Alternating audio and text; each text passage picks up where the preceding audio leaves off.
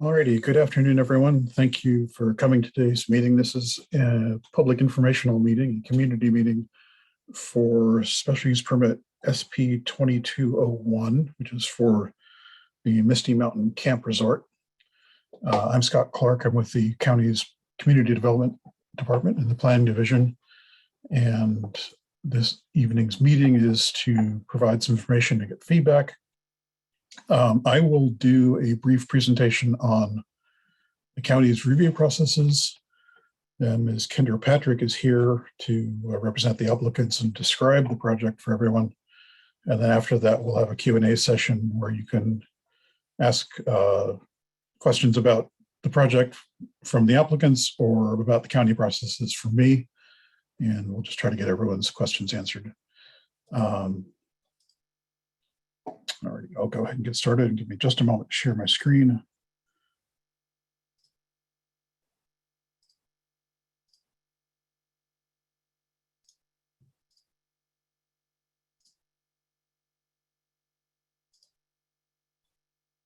There we go.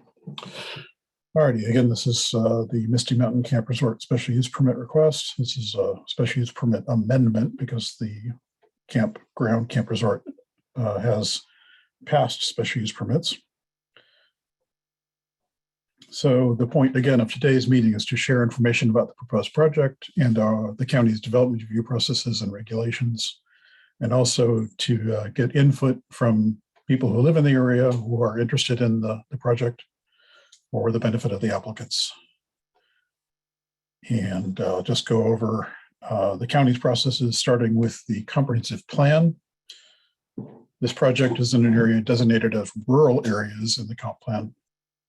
And that plan is a policy document that is meant to set a guiding vision and provide directions for land use and planning decisions across the county. And you can see here, there are lots of colorful areas around Crozet and around the city of Charlottesville where you have the development areas of the county. And those white background areas are the rural areas of the county, which are, generally speaking, intended for agriculture, forestry, resource conservation, those kinds of activities. This is a summary of the plan goals and objectives at a fairly high level for the rural area. You can see there are lots of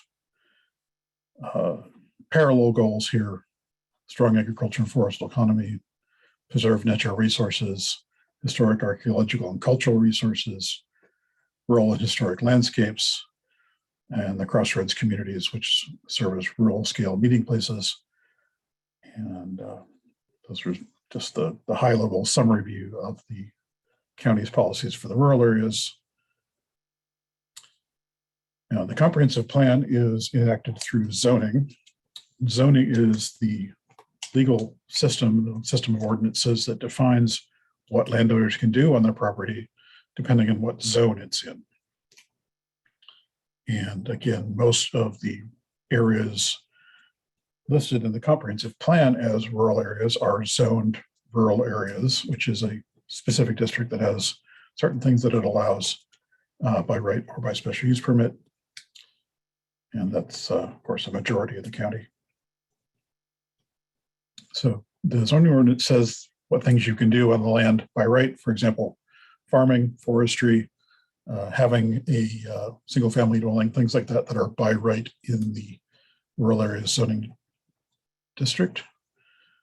And then there are other uses that are allowed in that district by special use permit. So they may or may not be permitted depending on their scale, their impacts, how they affect the surrounding area.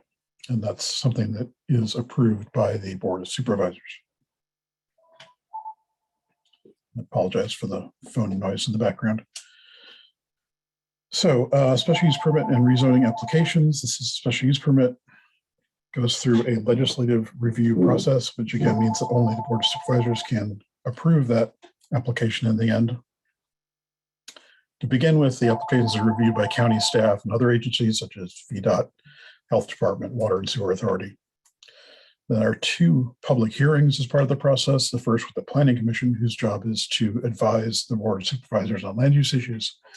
And then finally, the board themselves having a public hearing to decide whether or not to approve the special use permit and what conditions to place upon it.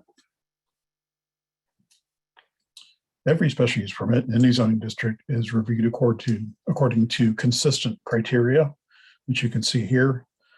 No substantial detriment to the surrounding properties, not changing the character of the overall area, harmony with the by right uses that are permitted in the district, and consistency with the comprehensive plan. So how does this development process happen? This is an overall timeline view for uses like special use permits that require a legislative approval first. That's here on the left at the beginning. This is where up to the point of decision where the board decides whether or not the use on the land will be approved. If it is, then these following steps happen with the site plan review, which is done by staff, and that's a very detailed review of the proposed development on the site. And then finally, the building permits and zoning clearances stage, where the actual individual changes are reviewed and approved. And the little red arrow there shows you where we are in this process pretty early on. And again, the point of that is to inform people of what actually is proposed and to get some feedback early on in the design process. And I'll just finish off here with the timeline for this proposal, which was received back in January. Earlier in March, we have sent review comments to the applicants. That's one layer of feedback. Tonight's meeting is another. The Planning Commission and Board of Supervisors public hearings have not been set yet. The next steps that we expect to happen will be that the applicants will revise their application in response to staff comments and the comments they hear tonight, and then resubmit a more detailed version in order to continue with the review process. So if at any point you have any questions about that county review process, of course, you're welcome to answer them during the Q&A. Sorry, to ask them during the Q&A tonight, and I'll be happy to answer them. And anytime you want to contact me, again, my name is Scott Clark, and it's sclark@albemarle.org, and feel free at any time to email me and let me know if you have any questions. So with that, I will stop sharing my screen and turn it over to Ms. Patrick, who will do a brief presentation for the applicants outlining the proposal. Thank you, Scott. So my name is Kendra Patrick. I'm the representative on this project from Line and Grade. We're the civil engineering firm that's doing the engineering and permitting for this project. There we go. So Misty Mountain is an active campground off of Rockfish Gap Turnpike, Route 250. If you're heading out west, it's just past Greenwood Grocery on the left. That's something you might be familiar with. This campground has been active for about 40 years. It, as Scott mentioned, has already had multiple special use permits because camping is not a by right use in the rural areas. So this special use permit is to, we're applying for an amendment to the current special use permit in order to expand the capacity at Misty Mountain Campground. This picture here is a drone footage from across Route 250. So you're facing the site, looking south.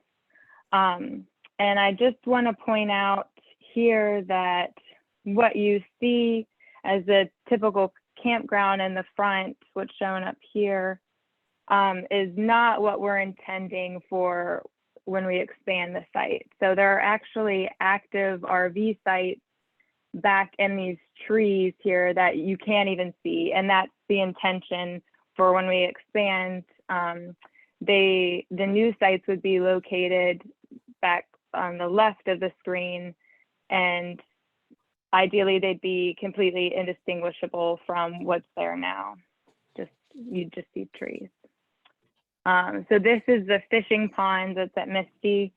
kind of tucked into the vegetation, just to give you a feel for kind of the vibe of the site, if you will. We're trying to preserve trees, preserve the natural feel to the site. There's a Stockton Creek runs right through the site, so that's a big amenity, and the health of the stream and fishing pond is important to the site. So existing, there are already 123 campsites, and that's including some dwelling units that are not rented out, but in general, 16 cabins, many RV sites. And with this plan, we do propose 68 new RV sites, but along with the work, we would be renovating some of the existing RV sites. So there are already 97 RV sites. 60 of those will be untouched, 37 will be kind of cleaning up, bringing some organization and structure to them. So total campsites that we're asking for with the special use permit would be 191. Here's an illustrative version of our proposed plan. It's still undergoing some revisions. We're resubmitting April 4th to the county again, but this is our first submission. This is what you would have received in the mailers we sent out. So again, this existing campsite area up by 250 is going to be relatively untouched. We may rework some circulation in the entrance area, but most of the work is going to be in the southwest east corner of the site. What's shown in orange are proposed RV sites.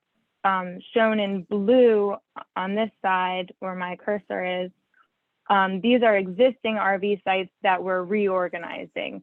So some of these sites are currently over the building setback on this lot line. And so we're proposing to move them in so that they conform to zoning regulations and they're a little further away from the neighbors.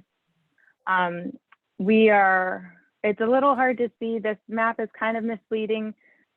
The green areas, this area is meant to remain forested. So I'll flip to the next page and then flip back.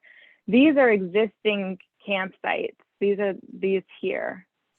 And you really can't see them through the trees because there is a heavy canopy. And so that's the intention for these new sites, is that they'll remain unseen, tucked into the woods. So we do plan to get actual ground survey of the trees so that we can design around them and try to preserve as many as possible. See if there's anything I'm missing. I think that is it. As far as traffic goes, this will increase traffic slightly on Route 250, but just to give a comparison, I have existing and proposed traffic. So in peak hour, there are 35 trips currently to and from the site in the peak PM hour, and proposed would be 53. So increasing the trips by 18. I feel like I went through that kind of quickly, but any questions, I'm happy to answer. And I'll stop sharing now. And for anybody who'd like to ask a question, you should have a raise hand button on your Zoom screen. You can just click that. And Carolyn Schaefer, our recording secretary, will help line up the people who want to ask questions.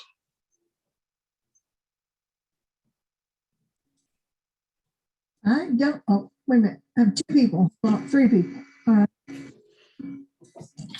James, go right ahead. Please unmute yourself and state your name and address and if you're affiliated with a group or organization.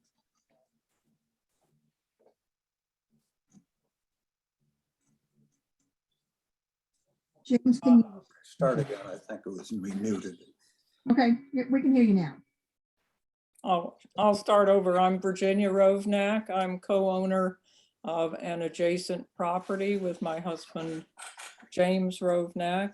I was looking over what was on the county website. I wonder, I have several questions. First of all, why do you, well, I have some concern. You're now constrained to have no cabins used from November 15 to March 15. And now you're going to limit the duration just to 30 nights per stay. So you could have people living in a cabin for a month. Is that correct? And why are you doing this?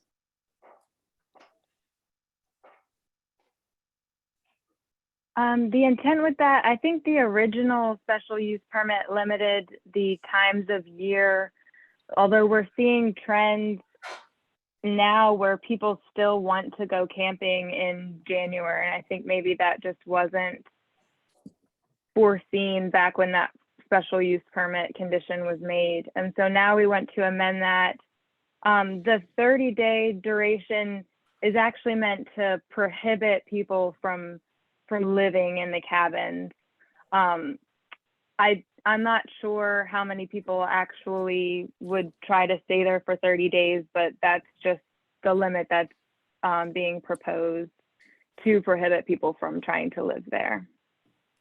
I saw that, I think somewhere it said the cabins are not dwelling units. What's in a cabin? They're pretty standard. Some of them have bathrooms, some of them don't. Maybe a sink, but it's not like a full kitchen. It wouldn't really be considered livable. I mean, everyone's got their own standards of living, but a dwelling unit in definition is somewhere where you could live for an extended period of time. And I think that means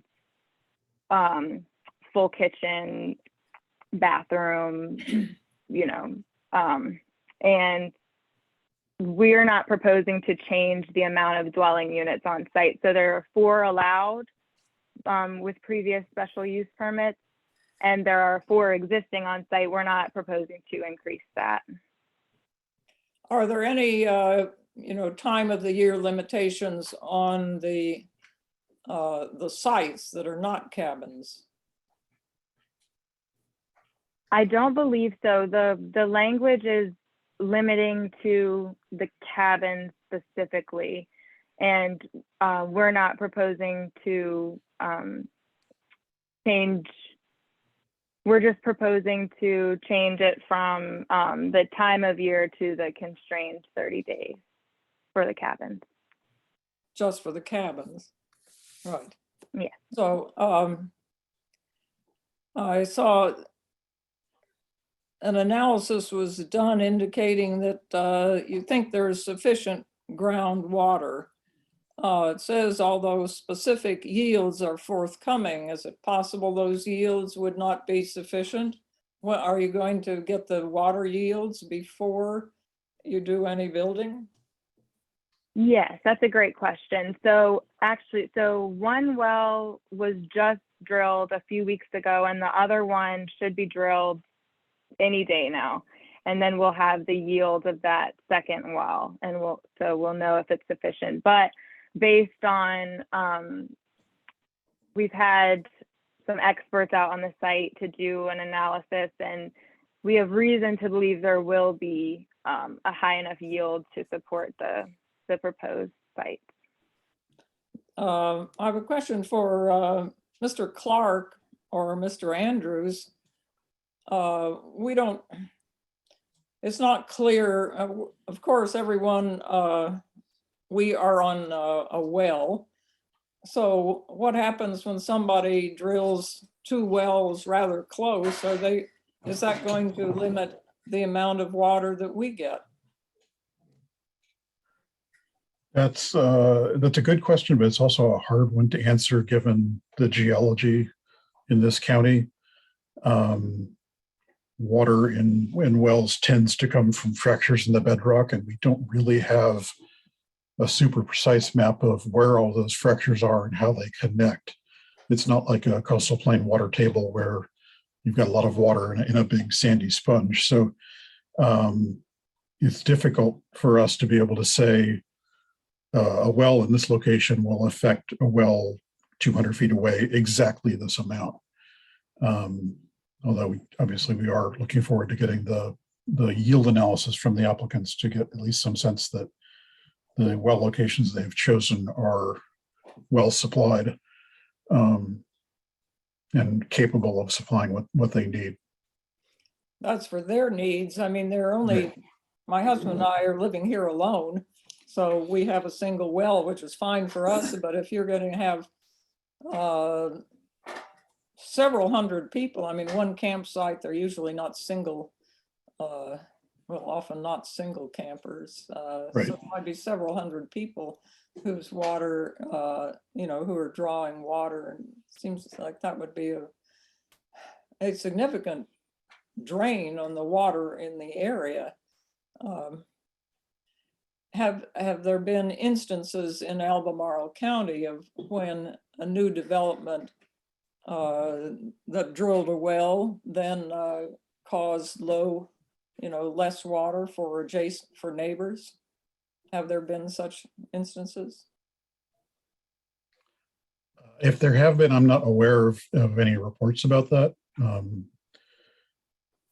I'm hoping that in this particular case, the report we might get from the applicants will include some level of fracture analysis or supply level.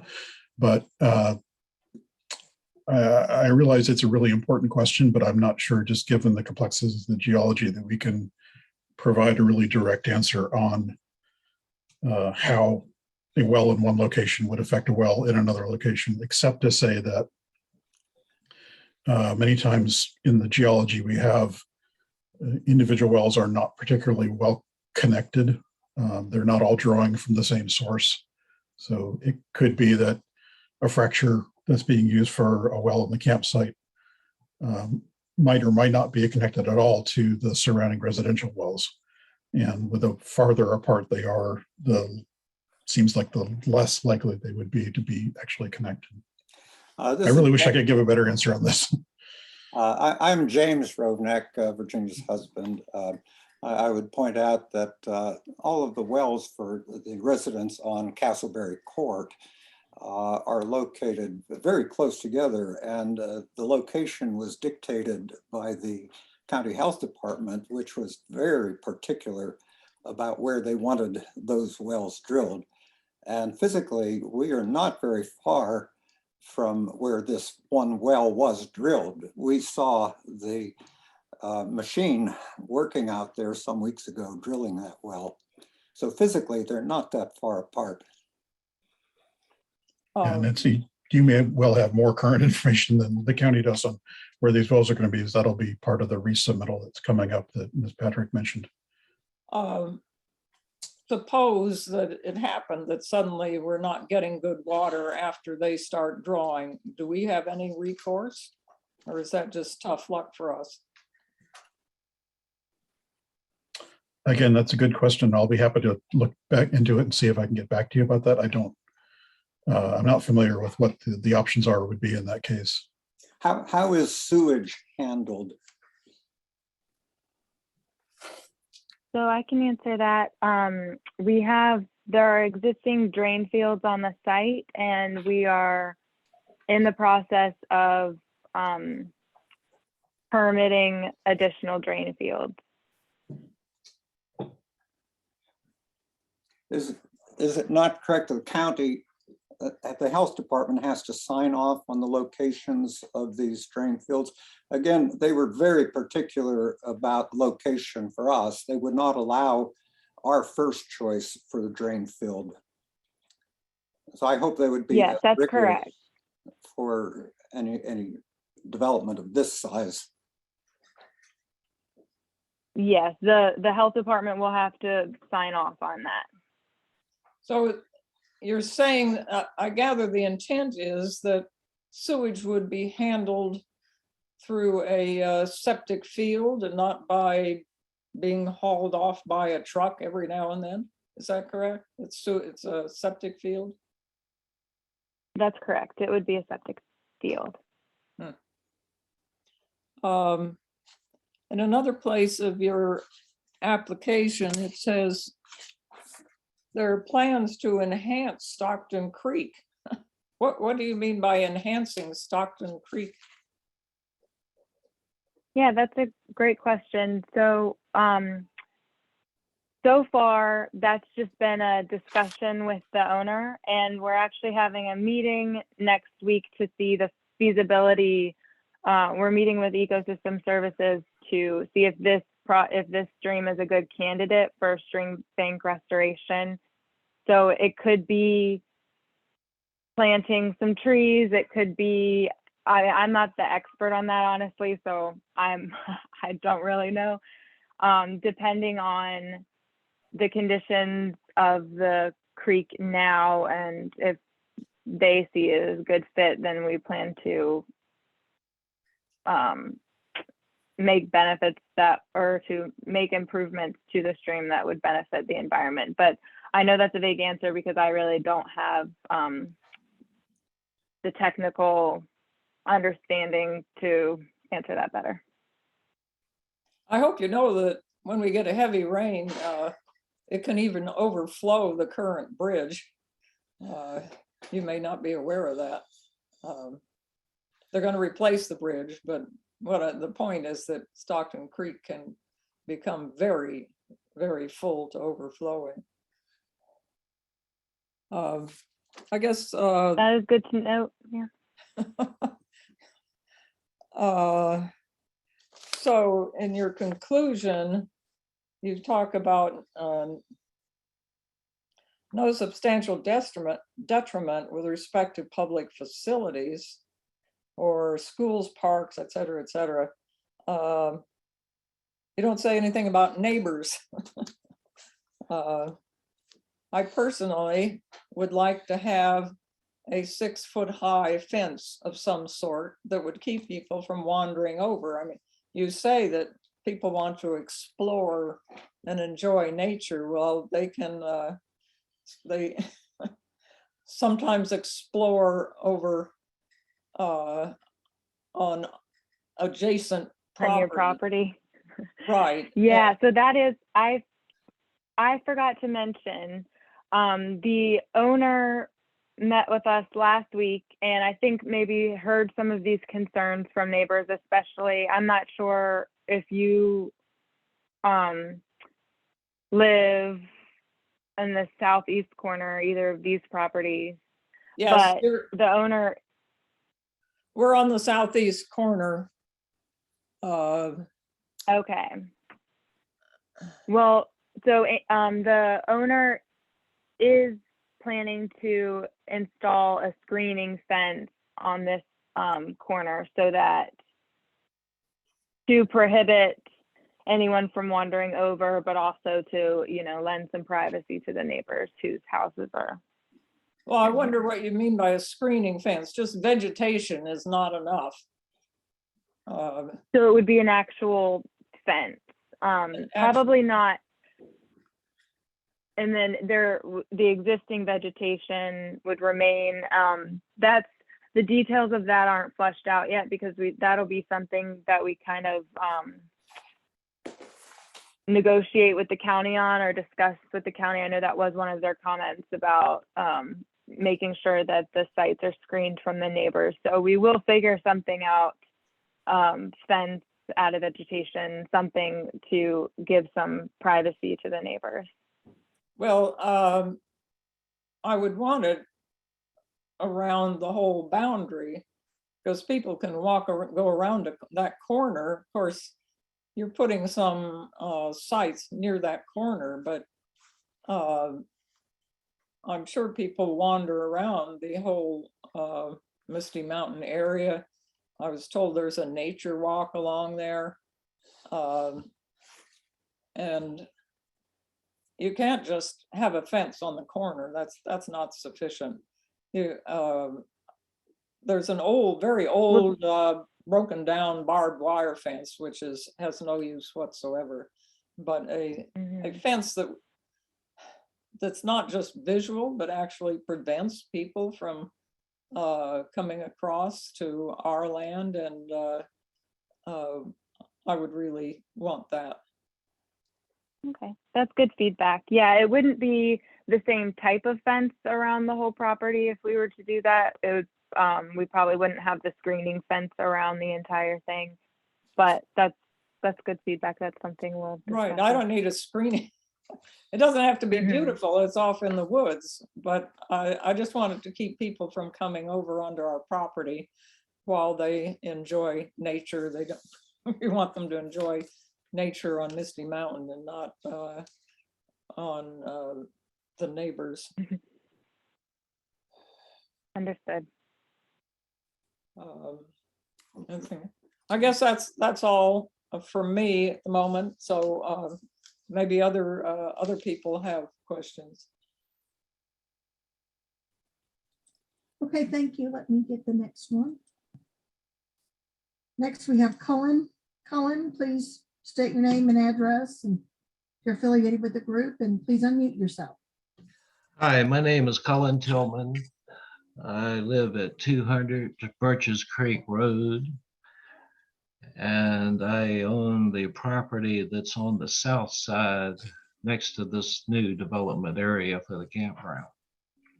Jim and Virginia are my neighbors. They own the corner property. I own the entire south line there. Our business is raising cattle for agriculture and raising trees, which seemed to be a high objective when we were reviewing those for the county. I've had this property in my mother and myself's hands since the mid-90s. It was in other families' hands now for 100 years.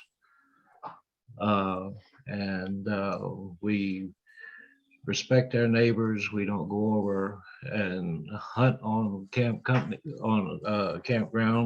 property. We don't cross their lines to participate in their events. And as I told Andrew in 2 meetings that I had with him last week, I think I deserve the same. I've had countless people coming over and walking on the farm. I've had people over trespassing. I'd asked to leave and they patted their guns on the side and said, well, what are you going to do about it? I've had the police called on me more than a few times. First time by 2 owners ago of the campground, police come out pointing their guns at me for doing target practice. Another time, campers called because I was over there hunting groundhogs. All my lead stays on my property, but it seems like I can't get any relief from any of the owners. I'm real hopeful that these new owners will help me, and I don't I'm just really fed up with the amount of trespassing, with the amount of times police have been called on me to do legal things. Let me give you one short example. Had a group right over at this new area, which was the economy campground as designated earlier. At 10 o'clock, music starts, horns being blown along with the music. I walk over there, I see heavy drinking and people passing around a glass pipe. So I come over, I call the campground. They haven't answered my calls on trespasses or anything else for 3 years. This new owner might be different, but for 3 solid years, and the old owner couldn't get any results. So that night, I called the police. They take the call. I call at 12:30. The music's still blaring, the horn's still being blown. I call at 1:30. The police tell me they responded, but the gate was changed on a combination, so they couldn't walk up to 200 yards or so to find out the problem. So I actually had to call the state police and then threaten to go over to where the permanent people live and exercise the same noise level to get them to respond. So 4 hours of listening to loud music, horn being blown. I've had people over here 20 feet from my window at night looking in. My property is a good 200 to 300 yards from campground. My house is, and I'm at my wit's end. And I expressed this to Andrew. He came over. We've met twice on this, but my only option, and I've already retained an attorney on this, is to go the civil route. And I don't think that's going to help anybody. So I need some help in figuring out how to keep campers off my property. And I need some help from somebody. So when police respond, they don't point guns at my head. It's happened a few times, few meaning 3 or more. And I cannot live like this. Now, the fence that you're talking about, what did you describe it as? A screening fence. So that just means that the fence that would be between the property and any houses would be built so that you can't see through it. So different than just the fence to keep people out. It also has the added intention to give some privacy. And then we've as Virginia mentioned, she would like a fence around the entire property to prohibit anyone from wandering off. So that's been noted.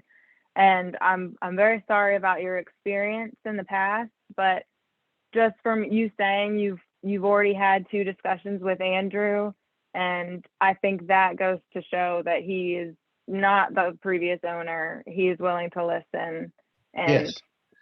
So you won't have to go through that again. I feel like Andrew is sincere. I see him on the call right now.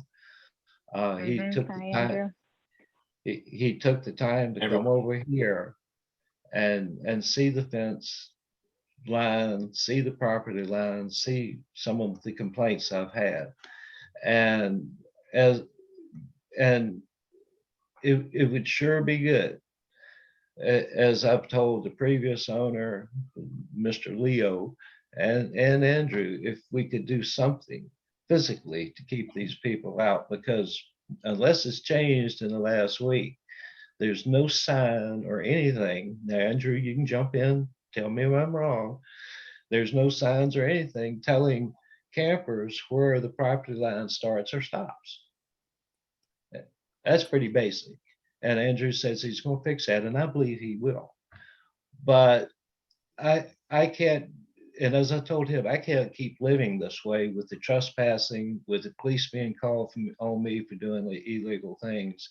It's going to have to change. Or we're going to have to go to civil court about it, and then maybe everybody on this call will be able to be entertained by being in civil court. But the police are no help. They're absolutely no help. And I hope you share this information, this recording, with the police management so that maybe they can do a better job by me. But I'm at a point now where if I have to continue the way I've been living, I'm leaving. And Andrew, chime in or say anything you'd like to, because I believe you and I've had these same discussions, and I believe things are going to be better. However, if you have more people, you have more potential for trespassers. And I'll shut up now.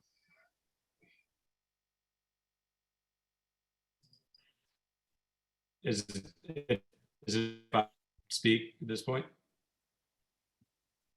Yes, you can. Okay, can you guys hear me okay? Okay, Cullen, thanks for sharing. And I came in and caught bits and pieces of the previous adjoining neighbor. Unfortunately, we have not had an opportunity to meet yet. I have met with the Brodies as well. I don't know if the Brodies are going to speak tonight or not, or if they're available. That said, I want to echo everything Cullen just said. I think there's been probably numerous, if not for 20 years. I honestly have no idea. I've only been in the park for a year now. We've attempted to change rules, follow certain guidelines that might have been ignored by previous ownership. Again, I can't contest to that because I wasn't here, nor was I involved in it. But we are very interested in being a family-friendly park. Noise is important, lighting is important. Obviously, the expansion of the park and the impact on the neighbors is the most important. And it's why I spent an hour with Cullen on his gator, driving the property lines, seeing the impact from the park, not only today, but what can be with the potential expansion along that back corner, which is really the last section of Misty Mountain that is undeveloped currently. Right now, we are having signs made at Print Source that essentially state if you leave the camp property, you will be asked to leave and permanently banned from the campground. It's going to be a zero tolerance rule. If we catch anyone, those signs will be posted all along the back property lines. It's not a one-time pass. It was a mistake. The signs will be very clear, very consistent, and we will remove people permanently from our guest list for the future. Because after seeing it and understanding what Cullen's gone through, and certainly what some of the other neighbors have potentially gone through, I live 2 miles down the road. I have people drive in and out of my driveway all the time because they think it's a state road. And I've had similar run-ins with individuals consistent to what Cullen has experienced, and I hate it, honestly. And I'm taking steps on my own personal property to correct that now, and I certainly don't want that to be an issue for any of my neighbors. I am planning on spending time with the Brodies in a few weeks to see from their home site any potential lighting that they could see. I'd like to do that with all of the remaining neighbors. We are not in a rush on this expansion. We want to do it once, and we want to do it once correctly. Whether it's a year from now or 2 years from now, it's something that we want to get right. And I want to hear everyone's concerns leading up to it. And if ultimately we can address everyone's concerns and find a way to work well with everyone, then I think we move it forward. And at the end of the day, if that doesn't work for everyone, then it's fine. We'll continue to make Misty Mountain a better place. I've heard the stories. I'm aware of kind of the looseness that was under previous ownerships that might have had certain situations. I was honestly shocked to hear some of the stories that Cullen had to tell. But we don't have any tolerance for that here anymore. And as the industry changes, and as most of the people who show up here are coming with children, it's, we have curfews, we have lights off, we have no noise ordinances in place at the campground now. And it seems like the biggest issue we have not dealt with now is people wandering off of the property. So the best way that I know to address that is have our staff tell people when they're checking in, this is our policy, please do not leave the campground. We will have signage in place that permanently bans anyone who leaves the campground.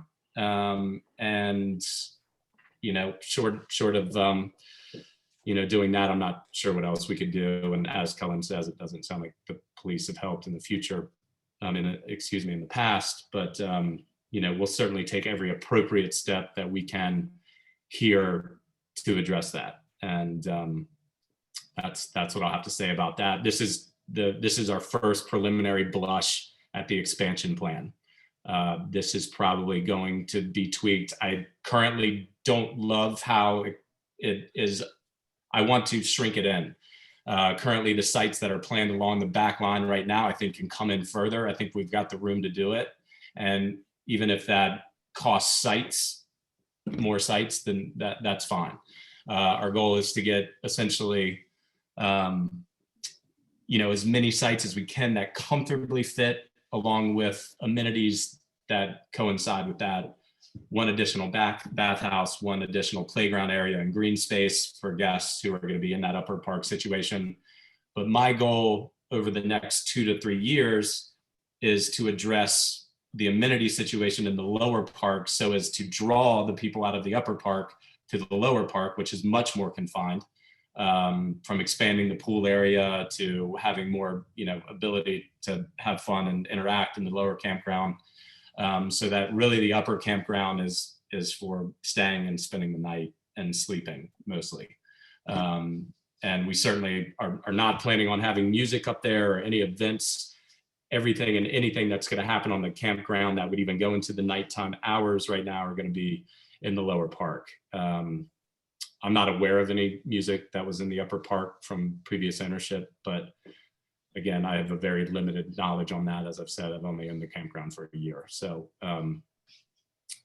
that is what I will say. And I will continue to work with my neighbors in any way, shape or form that I can to address their concerns. Andrew, thank you for jumping in there and providing some responses. And I'm sure we'll be talking about that some more. I just want to say we've got about 15 minutes or a little less left. I want to make sure we've got a couple more people with their hands up and they get the chance to get their questions in.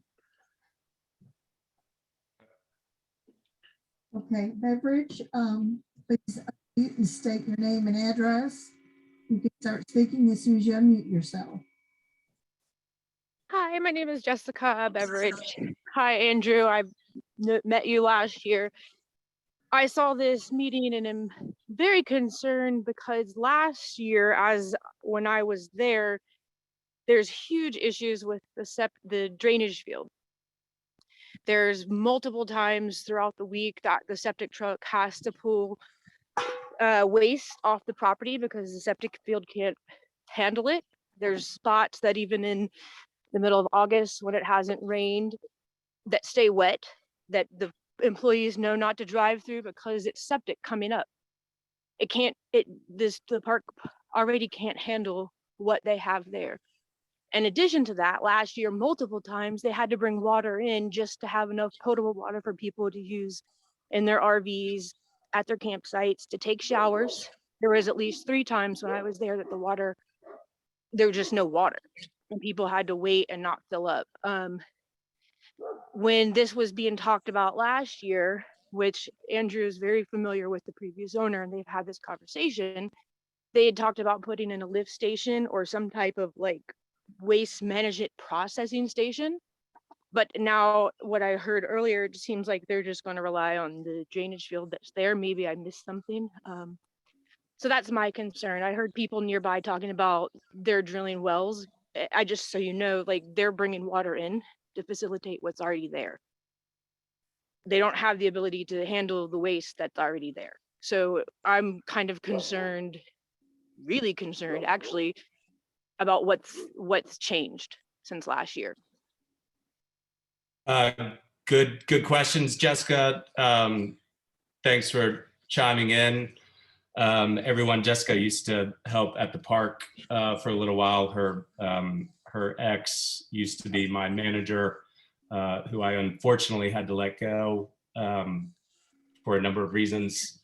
With that said, all of the concerns she brought up are valid concerns and certainly being addressed. So the way we are doing that is we are drilling 2 new wells that have been permitted with Office of Drinking Water to keep up with the demand. We are putting in additional storage tanks to help supplement with that. We drilled 1 well and we've got another well to drill, another well to drill in the lower park, which is going to help supplement with that.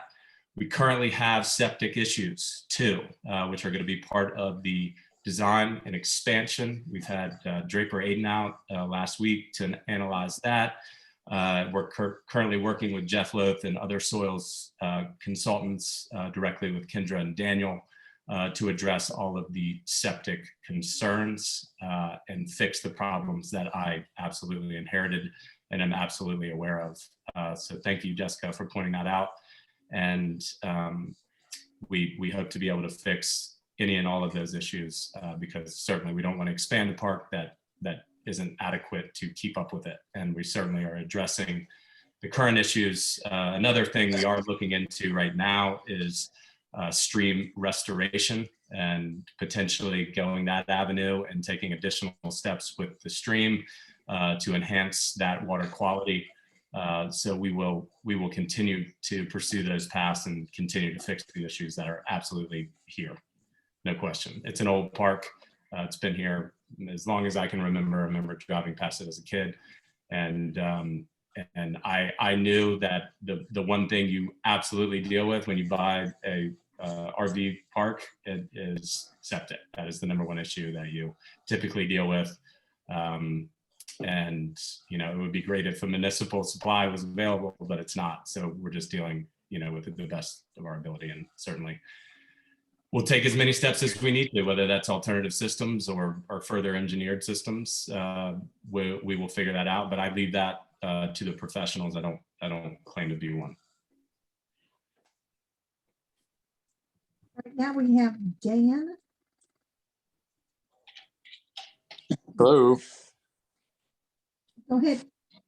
Hi, my name's Dan Hunt. My wife Kathy and I live next to Jim in Virginia off of Castleberry Court, and so I'm an adjacent property owner. I guess have a number of questions. A number of them related to water and sewerage that you guys have already talked about.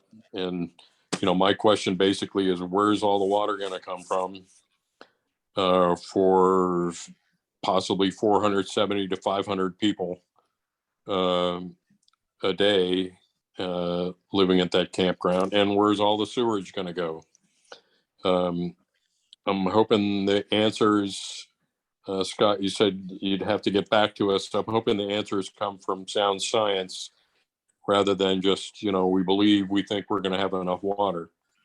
It seems to me it needs to be more than just gut feel. Are there any density issues for the Albemarle County folks with that many people living on 47 acres at a time? All of the density regulations relate to permanent dwellings. So given that we're talking about campsites and some cabins which are meant to be set up to not be viable as permanent dwellings, then those residential density standards don't really apply. But of course, there are concerns, and that's why a special use permit is required, is there are obviously a lot of impacts from that number of people on any site. All the things we've already talked about: noise, lights, water, septic, traffic, all of that. So that's the level of impacts is being dealt with in general through the special use permit process, but there isn't really a legal limit in the way that there is for permanent residential density. Okay. You know, I think the idea of putting up some type of a fence is a good idea. Hopefully I won't have to look out my backyard and see a fence. But the question then becomes, well, what happens to all the wildlife if you put up a fence? Because we get a lot of wildlife through here back and forth. So how's that going to affect the wildlife? Question is, visually, what are we going to see? You know, regardless of a fence, what are we going to see in our backyards if this expansion happens? I looked at a few weeks ago, one Saturday night, and I saw a campfire going in the woods. I see people back there walking on the trails. So if you put in, what is it, 68 campsites up in that southwest corner, what are we going to start seeing once that development occurs? And a question for the Albemarle County folks, special use permits. What's the enforcement process when they're violated? It's the same as for any potential zoning violation. There's a reporting line, a phone line, and a website through the County Community Development Department. And zoning enforcement staff would be involved during any complaint about a use violation, whether it's just regular zoning violations or for by right uses, or for the violation of the terms of a special use permit. And then if a violation is found, then there's the whole resolution process, but that would definitely come through our Department of Community Development. You guys have any kind of record of previous violations and how they've been handled? Because there's a great deal of skepticism about this special use permit process and how these terms are enforced. Right. Now I totally understand that because it's a very large county. So obviously there's a lot to keep track of, but we do have the violation reporting process where you can make a report and then you can stay in touch with the staff who are investigating the report. I'm sorry to say I don't offhand have a listing of violations for this property, but that's certainly something I'll check into. I'm making a note right now to verify that. And one of the things we can do through the special use permit process, given that some of these trespassing and boundary crossing issues have been identified, is that we can address that through the design of the plan with the applicant and through particular written conditions on the permit as we get closer to presenting this to the Planning Commission and the board. Is just as we normally would for any other use might address conditions for lighting or hours of operation, we can consider conditions that help to control those trespass issues. We haven't had as much of an issue with trespassing as we've had with noise. So, how do you enforce that requirement?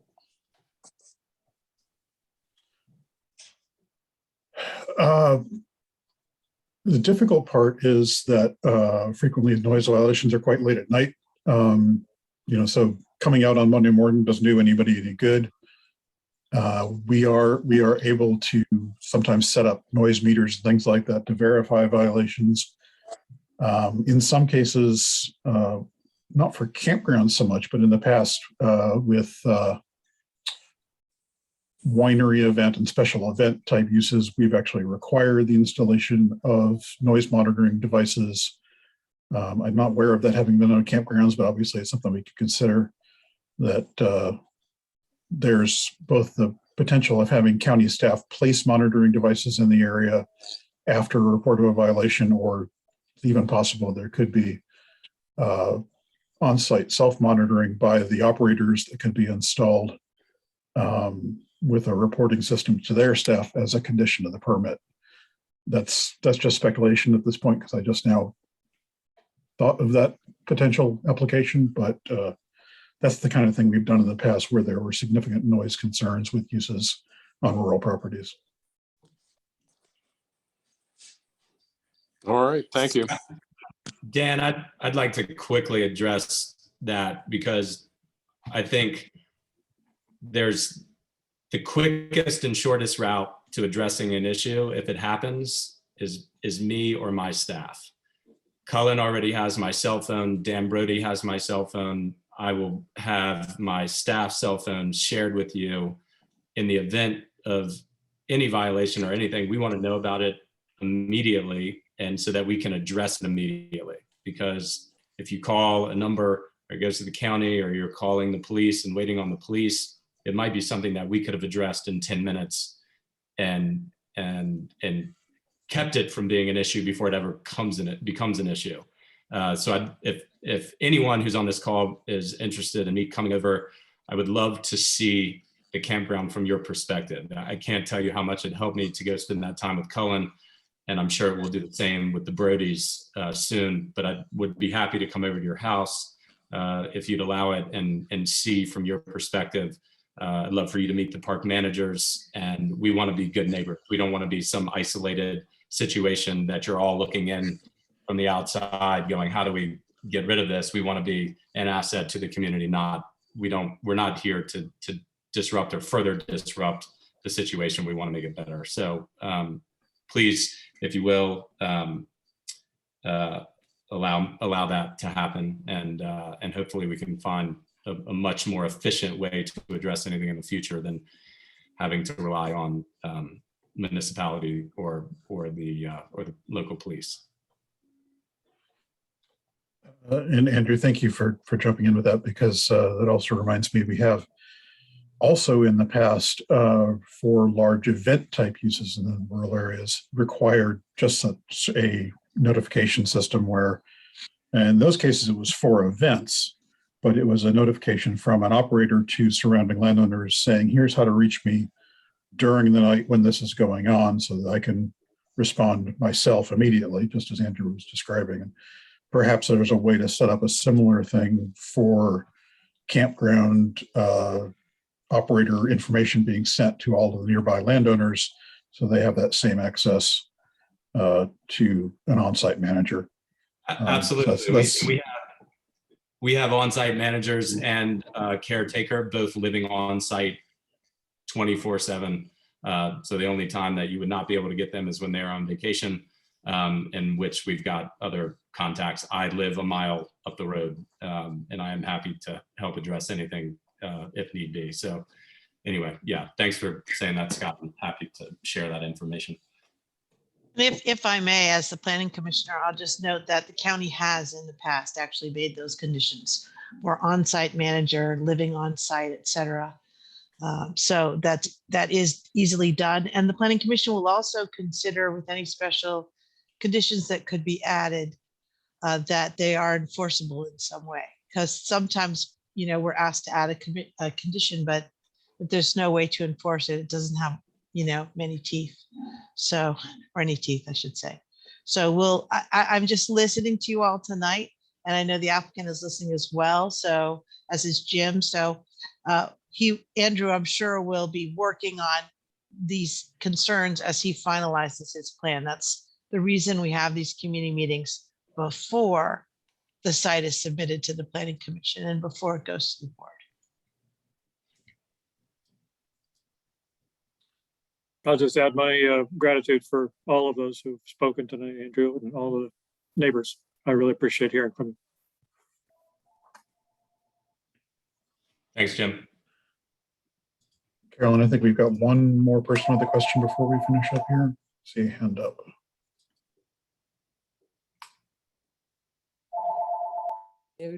Hi, this is Virginia again. I am curious, talking about events and all that. Misty Mountain has the right to have one music festival a year. Is that something that you are anticipating doing? Virginia, we are planning on doing the fall music festival again. And I know we have a strict noise ordinance, and we were pretty diligent. It might have gone 2 minutes, maybe 3 minutes past 10 o'clock this past year. I'd be curious to know how loud and how much that affected you guys. I'm happy for you to share that now.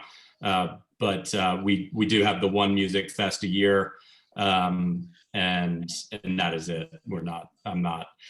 It's a campground and a place for people to come, and a lot of people that have quiet.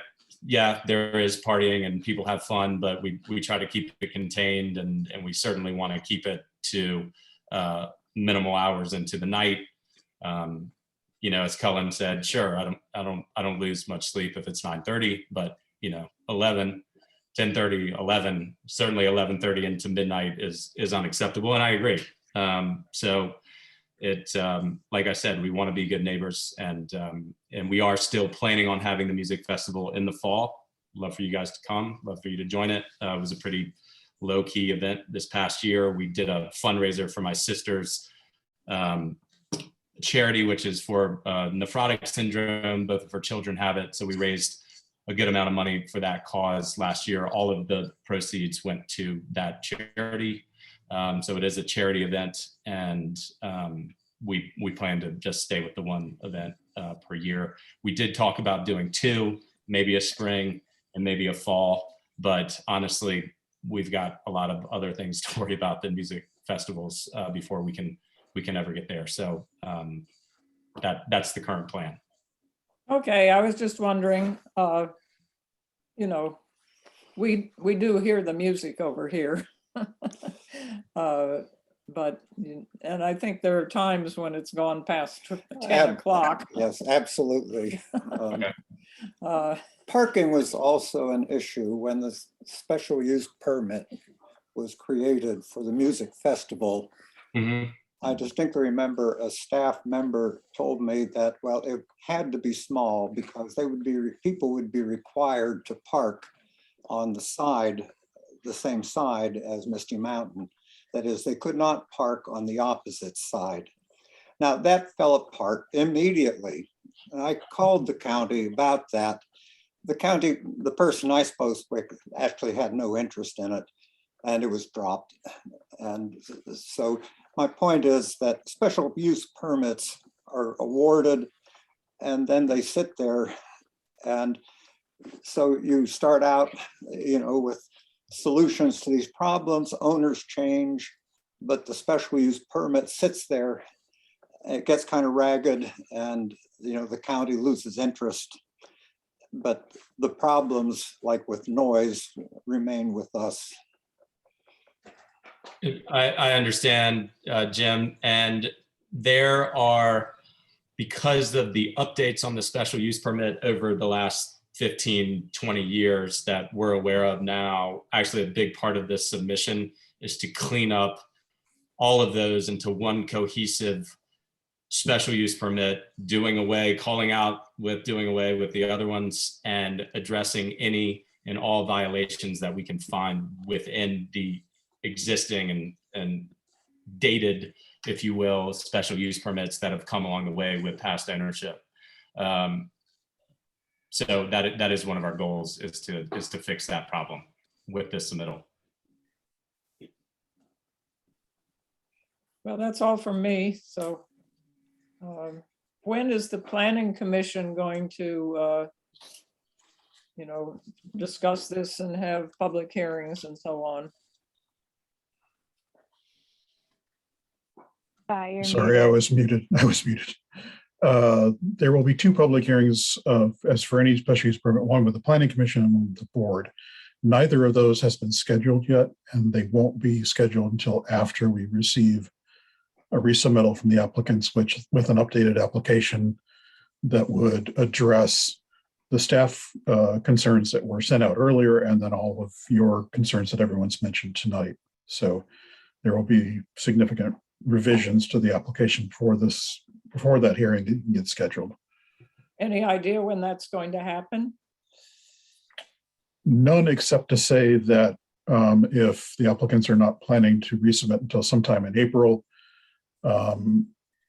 there's a 90-day period from their resubmittal date for the Planning Commission to act unless more time is needed and they request a deferral. But I would expect, very roughly speaking, for it to be at least a couple of months out from the day on which they resubmit, and possibly a good bit longer. When, how can we find out about the resubmission, what's in it? And when it would happen, and, Jim in Virginia, I would be more than happy to share the updated plans with you. As an example, I'm reconsidering the section, if you will, that is kind of standalone right now at the split in the road. If you go to the right, there's a connection road that shows about 16 or 17 sites on it. I'm not even sure we're going to end up doing that. That is a tough drainage area to deal with. The topography is tough. It's very close to the back line. After seeing it from Cullen's perspective, I'm not even sure it's worth really doing. So that's one question mark I have now. We're currently working on shrinking in the impacts on the upper area. And then I've got to get through Jessica's concerns, the drilling of the other well. We have to do drawdown tests on the existing wells to make sure that they're going to be adequate enough to keep up with some of the storage. So I would think at a minimum, we've probably got a few months. And more importantly, I want to actually take the time to come to meet with all of you and show you as the plan progresses, so that when this actually does go in front of the Planning Commission, we're all on the same page and you're not seeing something new that you've never seen before, and then you're upset, or, you know, I want it to be a cohesive thing, whether you like it or not. And I'm happy for you to voice your opinion on either side of the coin. But I do want there to be full disclosure at the end of the day on what we're doing and how we're planning on doing it. Because at the end of the day, the neighbor voice is the most powerful, and I've been through it enough, and I know how impactful that is on the Planning Commission, and I know how impactful that is on the Board of Supervisors. And if we don't have some happy middle ground, I'm just wasting time and money anyway. Do you have our, our emails and mails and all that? Is that going to be on this list, Scott? I think everyone has to sign up with it. Well, you definitely have everybody's mailing addresses with the notification list that you all use with your invite letters. For anyone, I'll just say this quickly because I don't want to take up anyone's time. My cell phone number is 434-466-6566.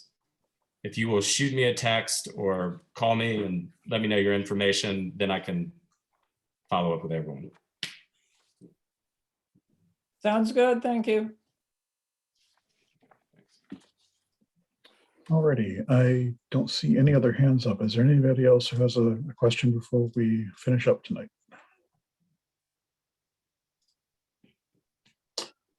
Alrighty, well, not seeing any, I will say thank you all for attending.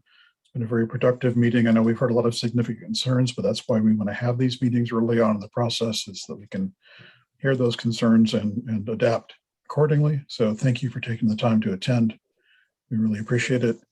Again, my email address is sclark@albemarle.org. If you have any questions about the process or the timing of the application, please feel free to go ahead and contact me, and I'll be happy to help you out.